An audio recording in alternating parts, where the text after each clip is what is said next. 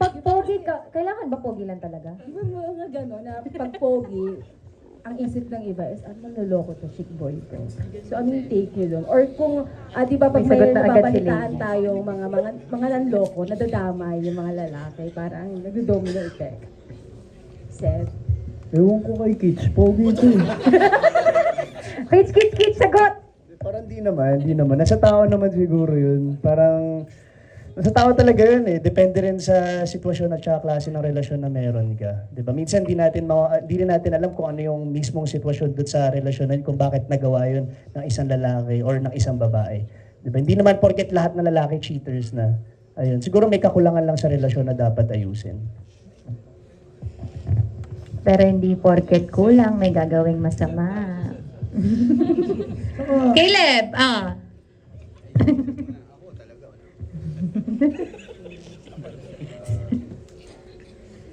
Kaya mo yan.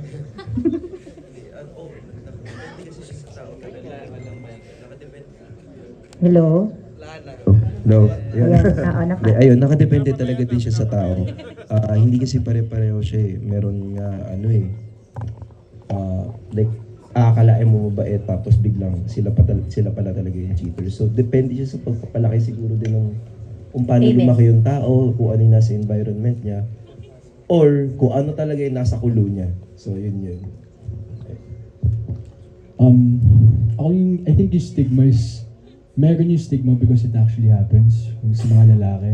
And that's not something na i-deny natin. I think maraming girls naman talaga yung naloloko.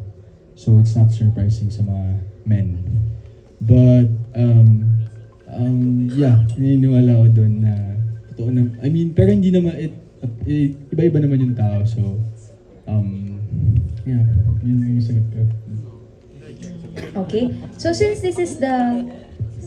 Si Seth. Baka meron si Seth. Yeah, stigma siya eh. So, unang-una yung panloloko, choice po yan. Nangyayari po yan hindi lang sa pogi, sa maganda. Choice yan ng tao. Lahat po ng sinabi una, yung pagpapalaki, the surroundings, una, the barkadas, and hindi po, minsan mahanap mo yung taong yun, kahit ano pa itsura niya, minsan yun yung kapayapaan mo. And kapag ginawa sa iyo yun ng tao, it defines sino siya. So, siguro, i-take na lang natin yun na kahit pa gaano ka kapogi at kaganda, hindi ka kawalan. Because niloko mo ako. Pure akong tao. Kung ano man, hindi yung kawalan. Naniniwala ako na don't ruin someone else's soulmate. Wow. So- Don't ruin someone else's soulmate. I-post nyo na yan sa Twitter, ha? So yun lang lagi natin tandaan. Kung siguro sa tingin mo hindi mo na siya mahal, huwag mo paglalaruan. Sabihin mo na lang ayoko na sa'yo. Yeah, Ganun. yes. Pero yun po, hindi porket pogit maganda ay marami ng ganyan, meron ng question mark na kapag overthink na. So meron din naman po na sila yung pinakamapagmahal. Halimbawa na sa mga basher, kung sino pa yung mga nagbabash, sila pa yung talagang so 'di ba? Hindi lang porket nakabase po sa kung ano ka, kung ganyan ka, kung ito ka, ganyan ka na talaga. So choice It is po a yan. choice. Thank you. And congratulations. All right. Thank you so much, Miss Christine Bailon from PEP. And then before we invite everybody, to invite everyone, kumbaga, naimbitahan ng lahat on video, naimbitahan ng lahat na manood ng She Who Must Not Be Named. Meron tayong phone-in question from Jonel Estilore of Cinema Bravo. Specifically for Franceth, anong feeling nyo na kayo ang una sa tatlong love teams na magkakasunod na ipapalabas sa sinehan ngayong summer?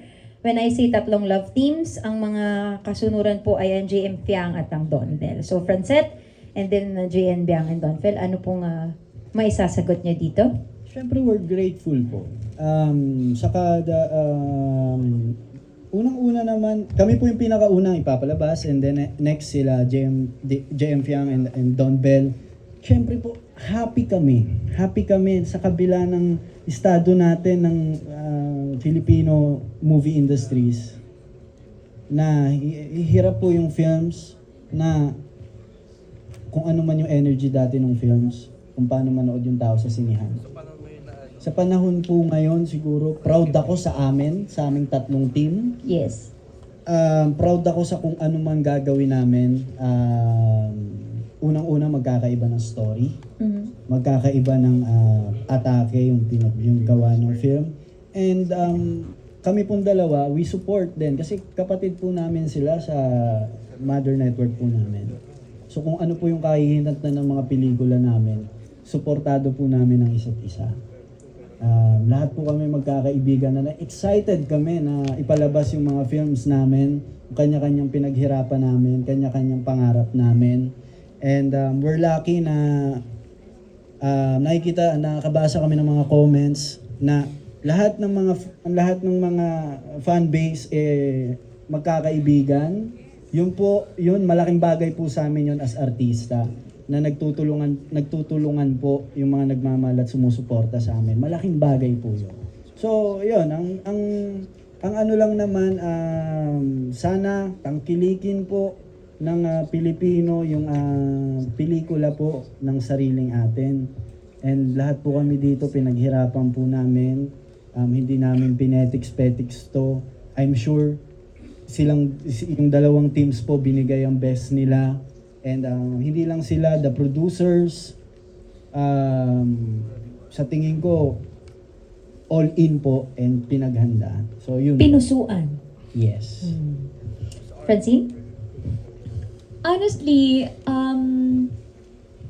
there's a pressure, pero a good kind of pressure. Kasi syempre po, sa panahon ngayon, alam naman po natin ng estado pag sa sinihan, di ba? Halos lahat nag-aabang na lang na may palabas sa cellphone or kung saang online streaming platform.